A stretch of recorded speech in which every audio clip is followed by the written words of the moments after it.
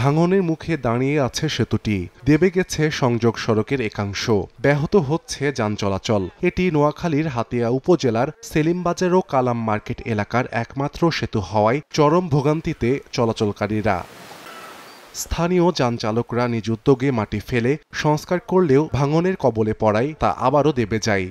আমরা কাছে চলে এসে এই কারণে এই ফুলটা আমরা যতই আমরা বান দেই বা জনগণ মিলিয়ে বানটা থাকতেছে না। ব্রিজের কারণে কোনো রকমের যাতায়াত করাটা হচ্ছে না, বন্ধ হয়ে গেছে, গাড়ি ঘোড়া চলাচল করতে পারে না।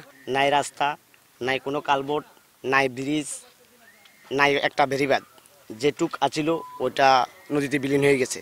জিওটিউব দিয়ে আপদকালীন প্রতিরক্ষামূলক কাজ চলমান রয়েছে বলছে পানি উন্নয়ন বোর্ড। আর ভাঙন প্রতিরোধের কাজ সম্পন্ন হলে সেতুটি সংস্কার অথবা পুনর্নির্মাণের আশ্বাস সড়ক ও জনপথ বিভাগের। জিওটিউব দিয়ে আপদকালীন প্রতিরক্ষামূলক কাজ চলমান রয়েছে। ব্রিজটার কথা বলেছেন সেটা হচ্ছে স্থানীয় সরকার প্রকৌশল অধিদপ্তরের। তো ওই ব্রিজটা আমাদেরকে দেখতে হবে। এই কালভার্টটা আমাদের নদী ভাঙনের কারণে অলরেডি ঝুঁকিপূর্ণ অবস্থায় আছে। তো ওয়াটার বোর্ড যদি নদী ভাঙনটা মোটামুটি রোধ করতে পারে, সেক্ষেত্রে আমরা পরবর্তীতে এই ব্রিজটা পুনর্নির্মাণ অথবা রিহ্যাবিলিটেশন ব্যবস্থা করব।